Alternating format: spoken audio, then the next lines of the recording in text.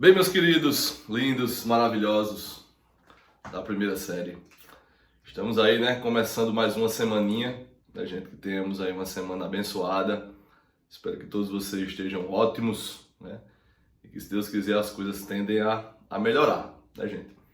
Dando continuidade às reações nucleares, gente, os processos radioativos, hoje nós vamos falar sobre alguns temas bem interessantes, tá? Que é o caso da datação do carbono 14, dando continuidade ao processo dos decaimentos radioativos, aquela parte dos tempos de meia-vida, e falar um pouquinho também, gente, sobre os processos radioativos conhecidos como fusão e fissão nucleares. Então a gente vai ter, basicamente, nessas aulas, três temáticas. A gente vai falar um pouquinho, finalizando a parte do decaimento, aquela parte da cinética do decaimento, falar um pouquinho sobre a datação do carbono 14, processo de fusão e de fissão nuclear. Tá beleza? Vamos lá, veja só, gente. Sabemos que o tempo de meia-vida, é aquele período necessário, que é gasto para que a metade da massa de um certo elemento químico radioativo se decomponha pela metade. Então, o que acontece? Para se identificar, gente, a idade de alguns tipos de fósseis, tanto de origem animal como de origem vegetal, aquela coisa toda, os arqueólogos, eles utilizam da datação da taxa de carbono 14 nos organismos desses fósseis, nos dejetos desses fósseis, tá ok? Mas como é que isso acontece? Como é que esse processo, na realidade, ele ocorre, gente? Isso é um processo um pouco complexo, que eu gostaria de explicar para vocês bem direitinho a partir de agora. Vejam só uma coisa. A gente imagina que nós nascemos com esse carbono, esse isótopo do carbono 14 no nosso organismo. É que na natureza, gente, podem existir 3 isótopos do carbono. Pode existir o isótopo do carbono 12, que é o isótopo mais abundante, tá? O isótopo do carbono 13 e o isótopo do carbono 14. Carbono 12, carbono 13 e carbono 14. O carbono 12 está em enorme quantidade. O carbono 14 logo em direto e o carbono 13, a existência dele é praticamente nenhuma. Praticamente nenhuma. Tá ok? Mas vamos lá, vamos colocar assim para nós. Ó. Veja só, coloca assim. Ó. Datação. Datação do carbono, olha aí, do carbono 14. Em simbologia, você tem o carbono isótopo de número de massa 14. Carbono isótopo de número de massa 14. Gente, essa datação, ela é usada para se identificar a idade de fósseis até 40 mil anos. A partir disso, ele já não serve mais para indicar a idade de fósseis. Até 40 mil anos, a gente pode utilizar a datação do carbono 14.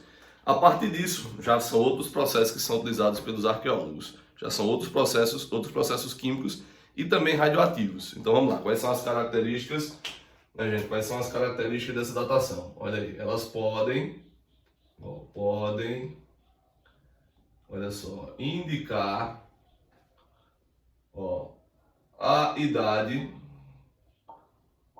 idade de fósseis,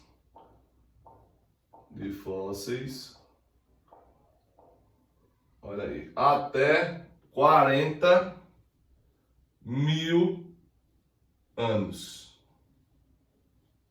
Até 40 mil anos. Eu até mostrei para vocês, até comentei com vocês, que foi encontrado aqui no Brasil, no finalzinho da década de 90, acho que foi em 1997, por aí mais ou menos, a ossada de Luzia. Ela foi apelidada, chamada de Luzia, que foi conhecida, gente, como a pessoa mais antiga que habitou aqui o Brasil. Ela tinha aproximadamente 11.400 anos de idade. Vixe, Nossa Senhora, a bichinha já era velhinha, A bichinha já era velhinha. Mas como é que isso acontece? Vamos lá, como é que isso acontece? Como eu falei para vocês anteriormente, A gente não nasce com o carbono 14 no nosso organismo. A gente não nasce. A gente adquire esse isótopo ao decorrer da nossa vida, tá? E como é que esse elemento químico ele se forma? Como é que os isótopos do carbono 14 se formam? Vejam só. Na natureza, tá, gente? Existem isótopos do nitrogênio. Esse cara aqui, ó. Isótopos do nitrogênio.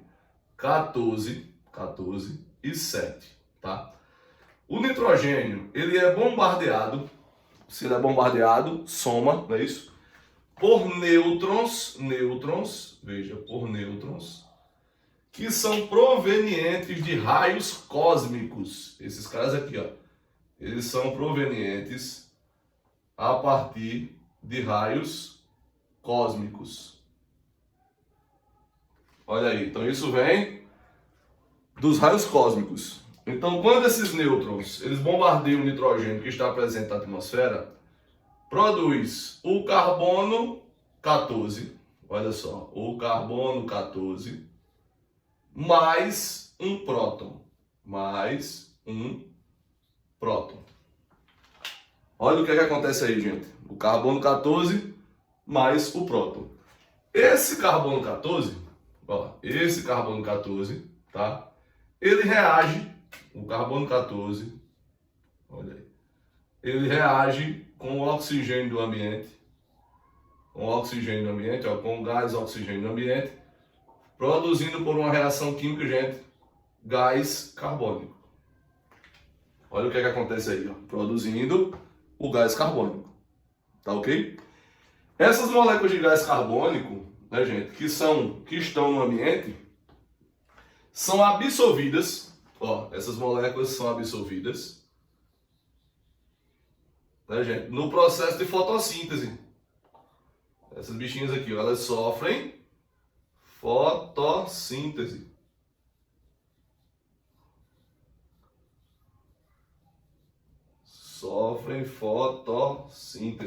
O que acontece na fotossíntese? Transformação de gás carbônico em oxigênio. Aí o que acontece? Tanto quando você entra em contato com moléculas de gás carbônico produzidas, formadas com carbono 14, quando você se alimenta, né, gente, de seres vivos, animais ou vegetais, que foram fotossintetizados por gás carbônico formado por carbono 14, você vai adquirindo o carbono 14 no seu organismo. Você vai adquirindo o carbono 14 no seu organismo. Na mesma proporção que você adquire o carbono 12, que é o carbono mais abundante que está no ambiente. Entende qual é a lógica disso aí? Então, na mesma proporção que você adquire o carbono 14, você adquire também o carbono 12. A mesma proporção. Só que acontece agora o seguinte: chega um momento que o ser vivo, o animal, o ser humano, ele morre. No momento que o ser vivo morre, ele para de absorver carbono 14. Logo, a proporção carbono 14 e carbono 12, olha só, gente, ó, a proporção carbono 14, carbono 12, ela vai sendo alterada no momento, naquele instante que você morreu. Naquele momento que você morreu. Quando você morreu, a quantidade de carbono 14, olha o que vai acontecendo com ela, gente. A taxa de carbono 14 vai diminuindo. Essa taxa vai diminuindo. Como o tempo de meia-vida do carbono 14, olha, o tempo de meia-vida do carbono 14, ele é de aproximadamente 5.700 anos, 700 anos.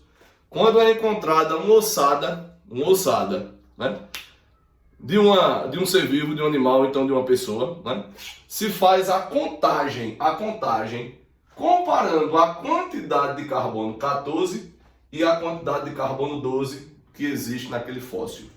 A quantidade de carbono 12 não se altera. O que sofre alteração é justamente a quantidade de carbono 14. Então, vai reduzindo a quantidade de carbono 14. Olha só. Por que disseram lá que a ossada de Luzia, ela apresentava, gente, aproximadamente 11.400 anos? Porque quando foram observar, você tinha 25% de carbono 14, de carbono 14 na ossada lá da pessoa que foi encontrada para 100% de carbono 12.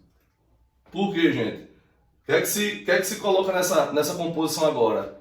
Que se o tempo de meia-vida ele é de 5.700 anos, se eu tinha inicialmente 100% de carbono 14, passou uma meia-vida, ele caiu para quanto? 50%. Passou outra meia-vida, ele caiu para quanto, gente? 25%. Ou seja, você tem duas vezes 5.700, que equivale praticamente a 11.400 anos. Olha o que aconteceu aí, ó. Duas vezes 5.700, que é aproximadamente, né, gente? Logicamente, que isso é uma coisa, a quantidade de anos é uma coisa muito grande. Você tinha aproximadamente 11.400 anos. Olha o que acontece aí com a datação do carbono 14. Entende, gente? Que a gente não nasce com isso, a gente não nasce com carbono 14, isso a gente adquire com o passar do tempo. Massa, bem interessante nessa paradinha de como o carbono 14 é formado, né, gente? Nêutrons de raios cósmicos, né? As plantas, elas absorvem as moléculas de gás carbônico. Daqui a pouco a gente se alimenta dessas plantas que sofreram fotossíntese. Alimentando dessas plantas que sofreram fotossíntese, a gente vai adquirindo carbono 14, na mesma proporção que a gente também adquire o chamado famoso carbono 12. Legal? Show? Beleza? Só o filé?